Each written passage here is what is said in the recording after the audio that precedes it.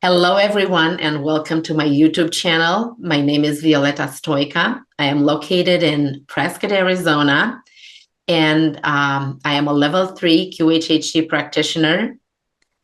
I started this work back in 2010 when I met Dolores twice in 2010 and 2011. I had this honor to meet her and to be in her presence and energy and learning this beautiful work she brought to the world.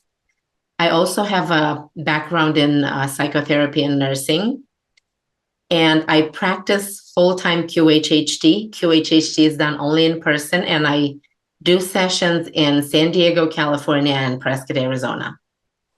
This is another episode of the interview series, Find Your Path, and I'm very happy to have with me one of my clients.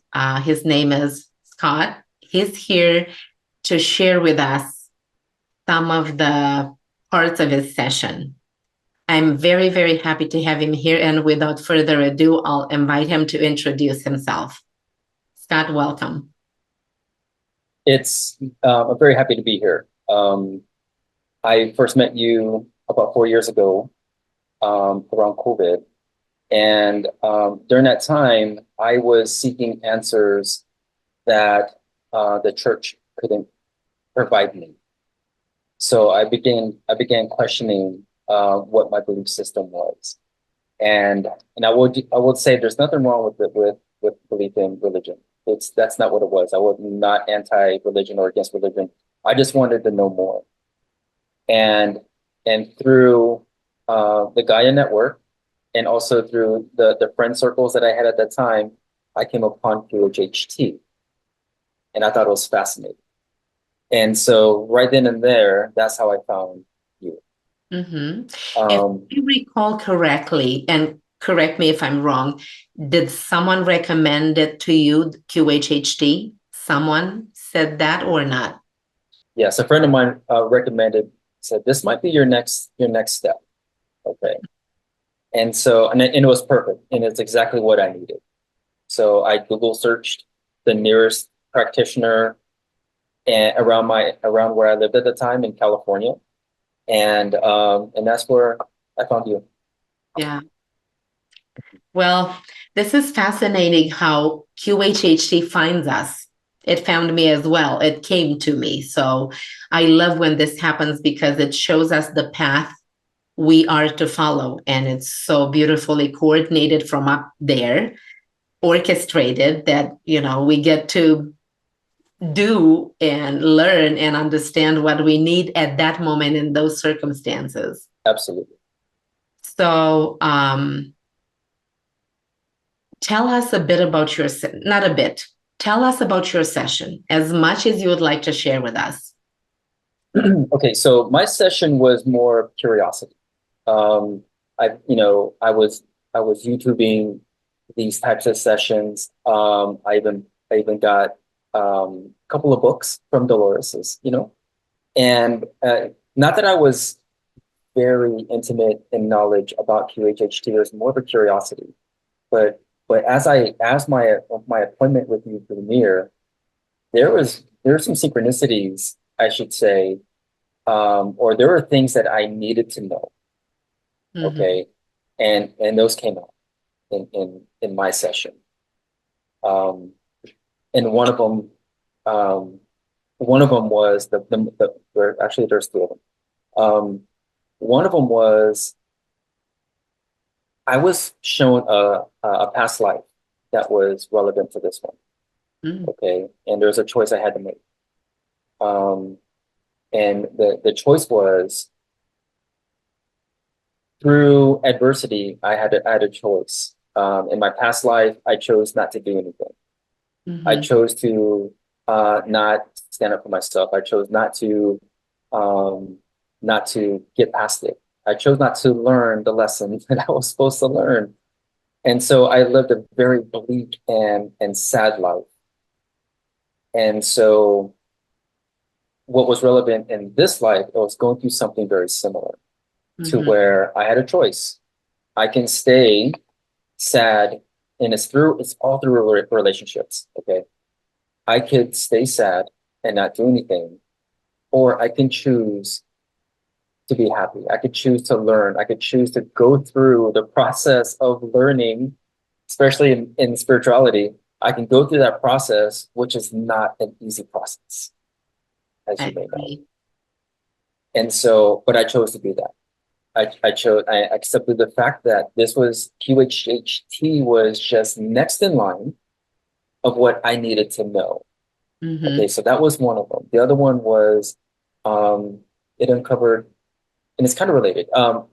It uncovered that I have a mother issue, and so it was a little bit unexpected in the session, but it was also welcome.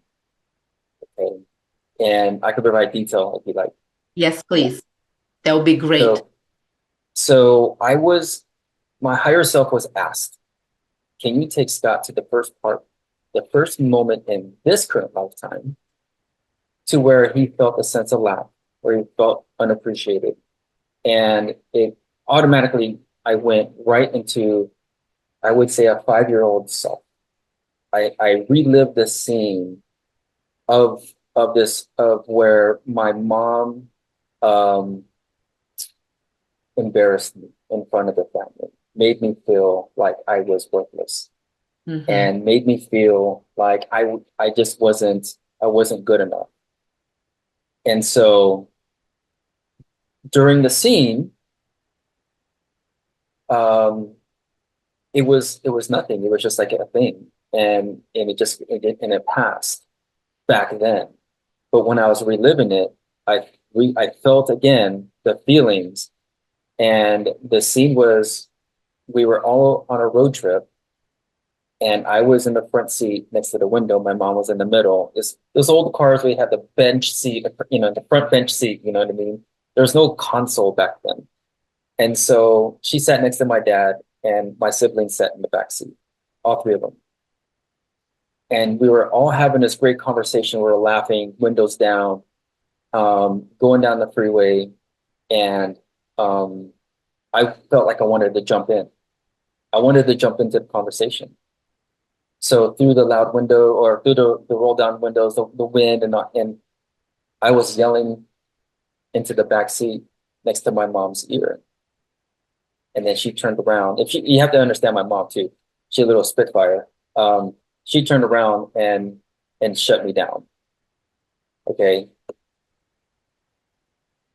reliving it and talking about it, it may not sound very impactful as an adult, but as a kid, someone that you're looking up to and shut you down like that, it had an underlying impact that I carried with me my entire life. Okay. So in that scene, that reaction from my mom shut down that whole conversation. Like it was quiet. It was eerie quiet. And I felt like I had the best comfort between the seat and the door panel of the car. Like I wanted to crawl into that. Mm-hmm. And that's where my comfort was. I remember sinking into that as much as I could while everyone, like someone tried to like change the subject, and. Mm-hmm. So that little thing, like I previously mentioned, it may not have been very impactful as an adult when I talk about it now. But back then when you're 5, yeah, that's kind of big. And in those cases, the feelings and their intensity is the measure of the impact. And you got to feel those feelings again, and you were aware of the impact her work Yes. made to you. Feelings never lie. So this is important for us to get in touch with them. Yes. I know. I 100% agree. 100% agree. So so my session uncovered a mom issue that I kind of knew that I had, but it was so buried and I was so comfortable not dealing with it. It was never conscious of me to address it, Mm-hmm. but it affected everything that I did. It closed my throat chakra. I Mm-hmm. never spoke up for myself. Exactly. I was a people pleaser. Okay, I Because had the when mother. you dared to speak up, to share to participate in the conversation. You were shut down. You were. Yeah. So you've learned, what did you learn when she did that to you? I learned that I was like, what I had to say was not important.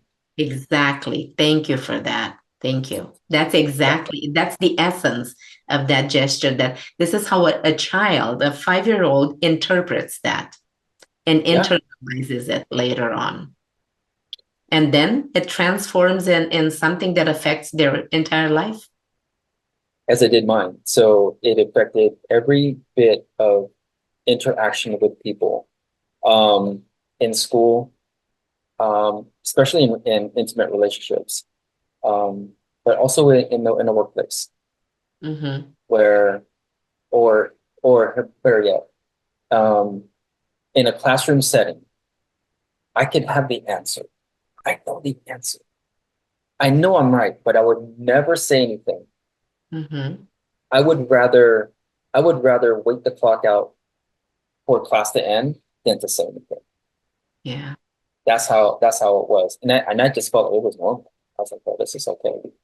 I'm Yeah. not saying anything in fear of being wrong or being felt like I was wrong. So now that you've had that piece of information, that you went back into that memory that Mhm. was buried, how did that work? How did that change your way of being afterwards? Like, or if you realized or had an aha moment in the session, how did it go? I don't remember. So in that session, I think I did a lot of reflecting. I started to reflect on what just happened. Um, the the realization didn't really come till afterwards. Okay. So I had to process everything. It's like, oh wow, because in the session, I had to go and tell my 5-year-old self that it was okay. And Yeah. it's kind of a weird thing because I remember cupping my 5-year-old face and telling him, looking him in the eye and saying, it's not your fault. It's not your fault. How And I was that? remember How was oh, that for you? oh, very emotional. Very I was emotional, crying. Yeah. of course. Of course. But it was a release that I needed, right? Yes, that's true. So from there, what I had to do was I had to go and address that mom issue. And it took me a couple of times, a couple of things. Meditative, there's some meditative practices that I was trying to do. I'm not the best at it, but um, the way I released it was through a friend of mine who said, "This is what you should do. You need to write," because my mom had passed. Okay, Oh, so she's not alive. okay. She was not with us anymore. No, she had passed now 10 years.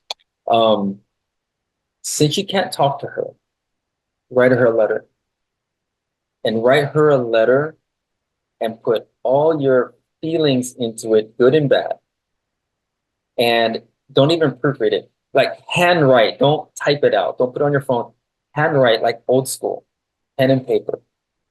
And so I wrote 2 pages of my feelings towards my mom. And she says, okay, write as much as you can. Don't read it. Put it in an envelope. Put it away. Put it away. And then you will know when it's time to go and read that letter. And it said, once you read the letter, you need to burn it so you can release it. Yeah. Perfect advice. I agree completely with your friend. She's telling So me. I know she's like a sister now. She's wonderful. And she still lives in California too. Um, so once I read the letter, I was shocked of what I said. Misspellings and everything. No proofreading, nothing. So I read it and I was shocked and a little bit embarrassed, but mostly relieved Yes. because all those emotions were on the paper. Yes. Yes. Finally, you got them out of your system Yes, and put them on paper. I did.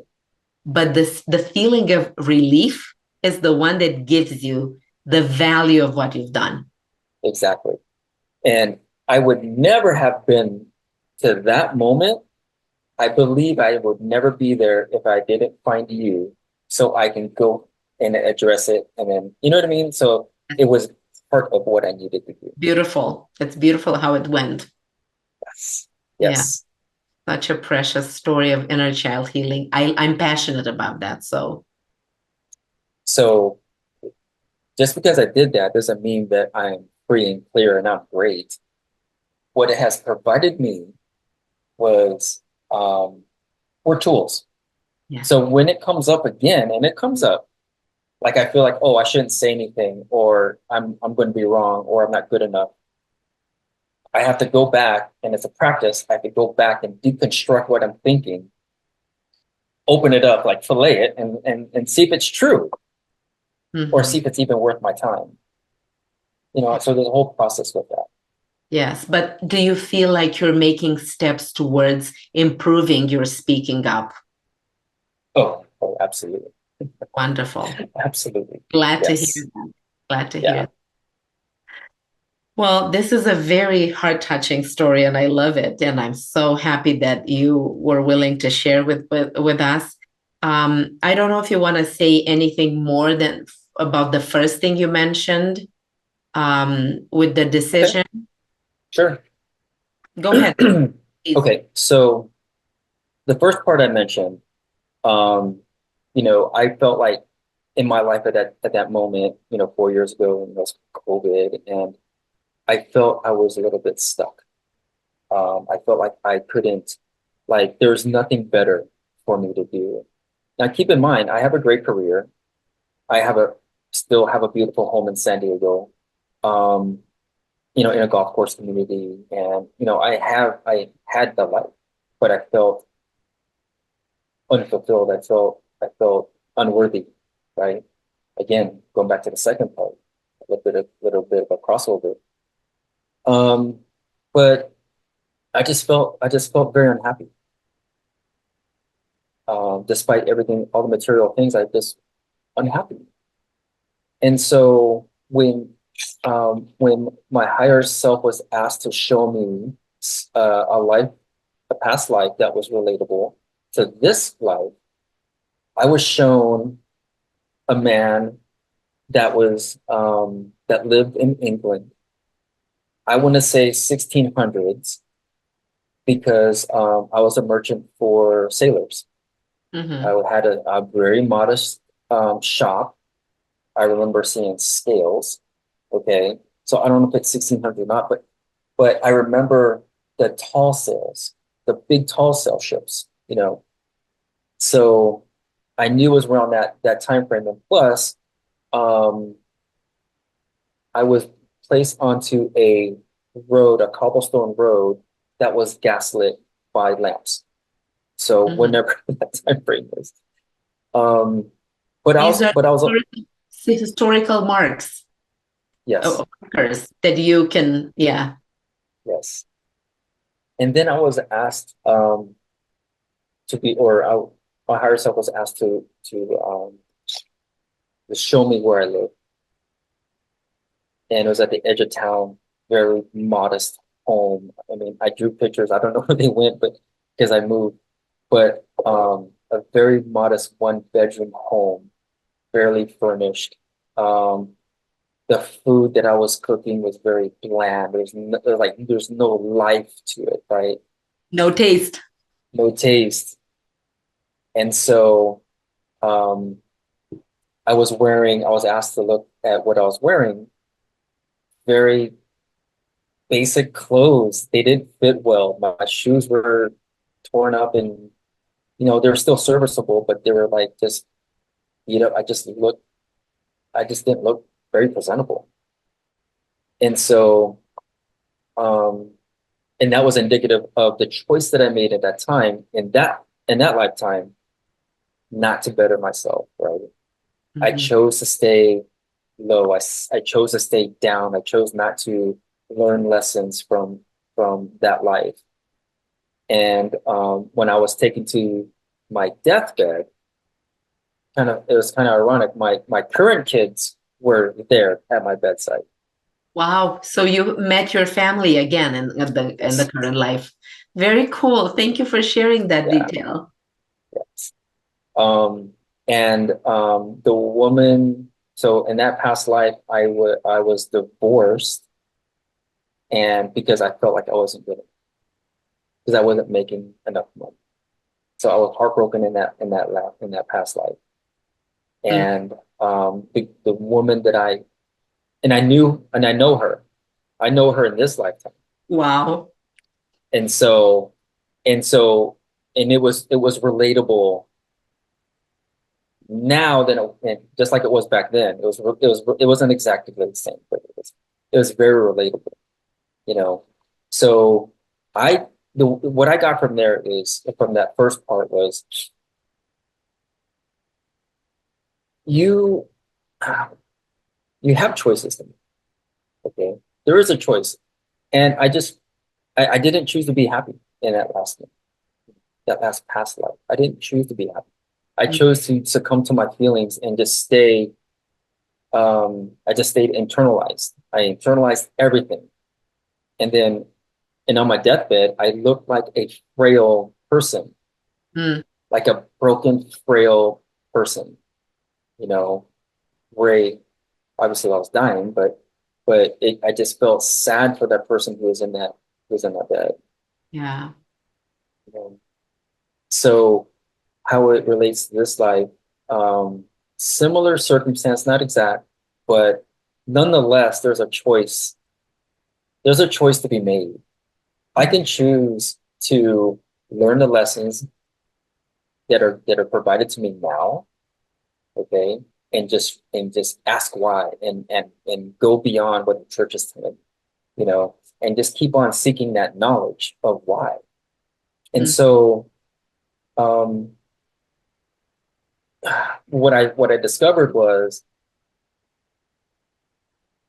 choosing to be happy is sometimes going to be very difficult. Okay, because to get to that happiness, you have to understand what makes you unhappy, and you have to, and not just understand. When I say understand, you have to go into why it makes you unhappy. And Yes. You have to sometimes, dig deeper. yes, not just the circumstance. You have to go into why it's making you feel unhappy and get into it. And a lot of people, I would argue, they don't want to see that side of them. Yes. You have to be honest with you when you have that talk with Yeah, yourself. and it sucks. It's because we all have some, higher, I don't know. We want to feel, we never want to feel less, Yes. you know what I mean? Especially about ourselves. But I think it's necessary, and it comes into vulnerability. I think what both of them allowed me to do was just be vulnerable enough to uncover just enough, you know Yes. what I mean? Just so you can root it out. Okay, it's like unclogging a sink, a Hmm. slow draining sink. It's like, you know, you have to go in there and pull out what's stopping you. So what you're talking now about is the aftermath after the session, right? This is the self work you've done on yourself, right? Is this, Yes. am I correct? Okay. Mhm. And how did that uh play out for you? Like, did it help you change the decision in the current lifetime versus the past life? Did you take a Yes, different route? I did. Wonderful. A One, completely see, different route. this is an immense value of what you've learned in your session. And I could talk about like many examples from my sessions when people did something like this and their life shifted completely. Like like they're different people right now because Right. they had No, the absolutely. courage to make that change, to choose differently this time. Yeah. And I wanna ask you if the timing was good. The timing was perfect. Okay, It wonderful. was, So you were I at can, that point in your life when you were to about to make that decision, right? To Yes. not make it first, and then you made it. I was ready to just, because it felt so familiar. Looking back at it now, not choosing to better myself felt very comfortable. It felt Yeah. familiar. It Yes. felt right. It felt right. But I Mhm. knew something just in the back is like, no, no, no, no, no. Yeah. There's more that you need to know. Sometimes we get used to a bad situation that are in, and because we know it, it becomes comfortable, and then Yeah, it's very yeah. hard to come out of it because it, you know, a custom is the second nature of humans. If you're accustomed to something, it becomes your second nature. Very hard to come out of it. So you've got my admiration for changing your life for the better now. Well, It's it wasn't beautiful. easy. Oh, I thank you, but I know I, you're I can't. when you're talking about it, but I don't know the details, but I imagine it must have been hard. So people who don't know, this is what I think. People who don't know what it takes for success in general, right? Even beyond spirituality, let's say like business or whatever. Success is not a linear thing. You just can't graph it on a chart and just go from the bottom left corner to the top right corner in a straight line.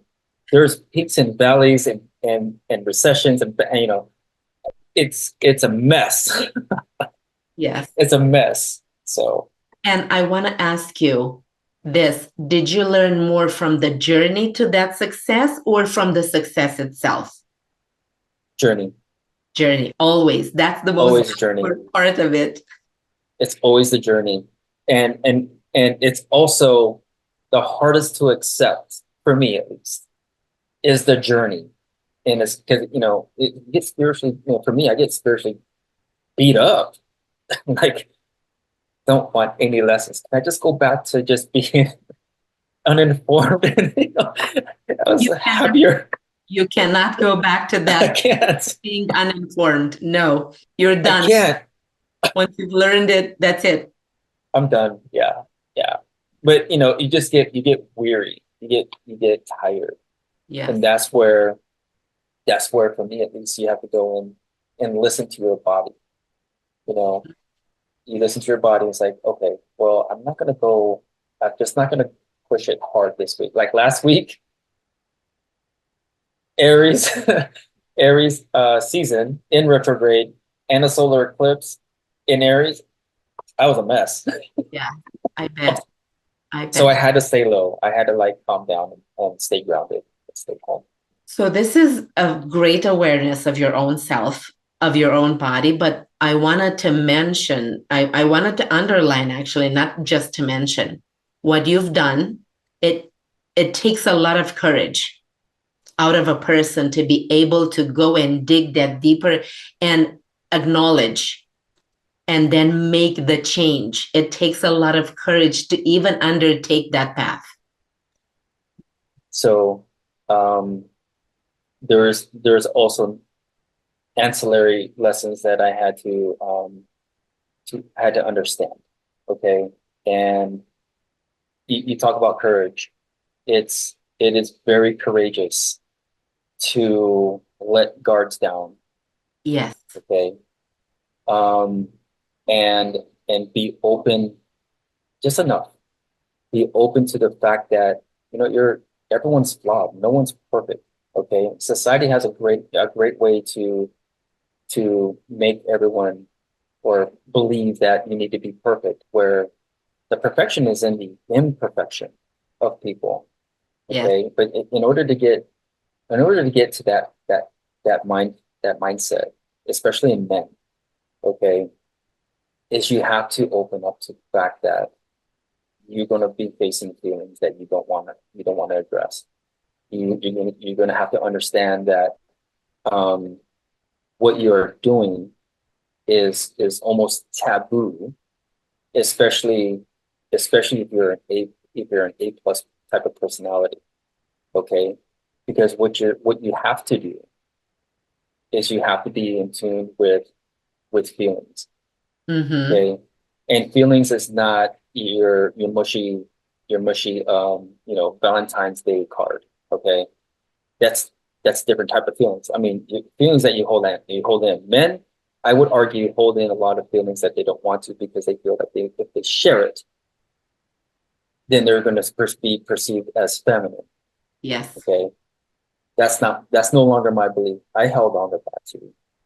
Okay, I would say that the generation before me that was very good at holding stuff in. The last thing they want to do is be perceived as being feminine. Okay? Hmm. But getting in touch with your feelings is not either, to me at least, is not feminine or masculine. Okay, I think it's a balance of both. It's the human experience to me. Is the human perfect? Yeah, I like that, and I agree. Um, this is my belief. In order to be the best male, okay, if there's someone who's watching who's male, right, a male person, or just a masculine energy, right? Um, in order to be the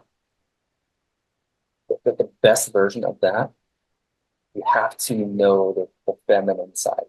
Okay, you don't have to be perfect at it, but you have to understand it. You have to understand it enough so there's a balance there, and you can never get there if you're not vulnerable enough to say, okay, I'm screwed up. Okay, hold on, that's screwed up. But I have some issues that I need to address. Yes. And and you said it right. It takes a lot of courage to go in Yep. and deal with that because it's not easy, but it's not feminine. It's actually for men or for a masculine person. It's very masculine to have the courage to go and and deal with these emotions and feelings and issues because it's more cowardice to hide them than to deal with them. And what I hear from the higher selves many times in many sessions, they will insist that the emotions are enriching humans' lives, bad or good emotions, positive or negative, because they are part of the human experience. Without emotions, humans, they're not humans if they don't have emotions. That's why people that cannot feel remorse or regret, they're very rare and they're labeled somehow. I don't want to get into that. I know how they're labeled. So humans have emotions. This is like almost synonymous, human and emotions. You cannot have one without the other. It's I agree. impossible. It's impossible. So the more we repress them, the sicker we get. That's a Yes, thing. That's a fact. The yes, more we look into them and the more we acknowledge them and we let them go, the healthier we become. I It's agree. the basic of healing. Hmm. So I really am very happy with how deep you went and explained all this because we need more men to come out and start talking about being as courageous and as vulnerable as you were tonight to tell other men it's okay to feel emotions. It's okay to talk about them. It's part of the process of healing, healing oneself. So beautiful because we're the physical healing, it's the physical disease, I want to say, it doesn't come up just like that without a foundation. There's something there from a past life or the current life that created an emotion most of the time that got stuck in the body because it was not acknowledged. Yes. And that stuck emotion can create something that is not working properly in the body. So I'm glad you mentioned even listening to your body last week and just stayed low because your body told you it's not a good time to do whatever. That's very wise, very wise. Well, thank you so much for sharing all that. I really appreciate it. And I'm sure our audience will too. What are your future projects? What are you, how do you want to apply or maybe how to use this knowledge in the future? What do you do with it? So now I live in Hawaii. I live on the island of Oahu, and I have befriended someone who she does a lot of things, but in her culture, she's called a kumu, which is a teacher. Well, I think that's what it means. I'm still learning. But she does a lot of things. Okay. What she is known for is she teaches how the moon cycles affect you every day based on Hawaiian heritage and lore and and their belief. So every day she posts something about where the moon is placed, what phase it's in, and it what it means. It's like, oh, Wow. don't grow crops today because and she has like some elaborate detail why, you Hmm. know. And I would say it's been accurate for me. Maybe not 100%, but it's pretty high. Okay. Part of which is because it's hard to pay attention because I don't know the language that well. So that's what she's known for. But what she also does, she holds healing circles. Hmm. Okay, her primary audience is women, Hmm. so they're called Hina circles, right? And they just go and it's like group therapy, but it's not therapy. It's Group. like but she's not a clinician, okay?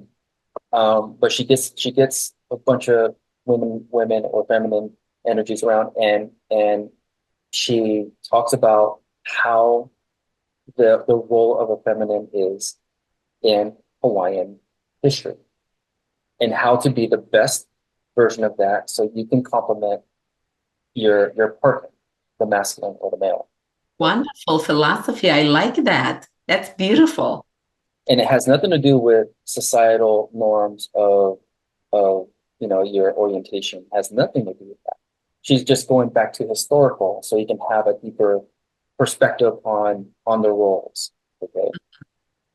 But she recruited me to lead the men's circles. Wow.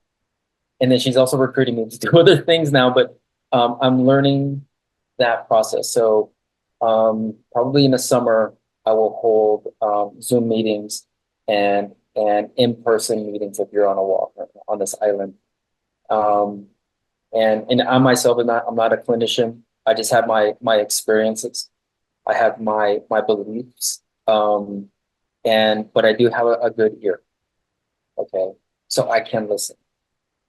Um, so going forward with QHHT allowed me to um, become more in tune with myself by revealing histories in the past life or current life that benefited me today. Okay? It was like a launch pad because I did other things afterwards. Um, I'm not going to get into that, but to help me get to where I am today. Okay.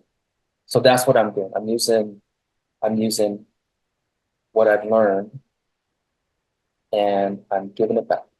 Yes, because when you share your experience like you did now in this interview, it helps others to understand themselves better and also to understand that it's safe to share because there will be people that will understand what you're sharing. Yes. So that part is Yes. very important. Is setting up an example, being an inspiration for others. This is what I feel you will do in those men healing circles. You'll be an inspiration and example for them. And I just want to give it back. I've always believed that it was um, knowledge, the knowledge that I retain, not just in here, but in every aspect of my life. Um, if it's, I feel like I'm not supposed to retain it and hold it. I'm supposed to share it. Exactly. Exactly. That's very good. All we learn, it enriches us, but it would be selfish to keep it to ourselves. So this is Correct. what we're doing with this interview. Again, we're sharing what we've learned because people need to know. People need to hear other experiences because each one's lives is in a way limited because we don't have Yes. all the experiences in one lifetime. So then hearing from others is so, so important. So with Correct. this, I'm getting to my last questions, last Okay. to you tonight. What advice or thought you have for the men of our age, of our day, of our modern times, so to say? Okay. For the men out there, if you're feeling that you're stuck, if you're feeling that you don't have a lot of answers, or if you're just curious about QHHT or spirituality, or even just bettering yourself, I would say just be just be strong enough to let down, the typical male barriers that preclude you from growth. It's okay. It is a safe thing to do. It's also a very beneficial thing to do, but it is a choice, and it could be an easy choice, but what you have to do later could be difficult. But equally, and not even equally, it's most beneficial once you get through it. I've been through it. I've been through different cycles, um, all of which have not been easy, but all of which have been beneficial to me that I can apply and then now give back. Wonderful. Thank you so much. Thank you so much, Scott, for being here tonight and being so open and sharing with us your beautiful story. I am very grateful to you, and I want to thank everyone that watched this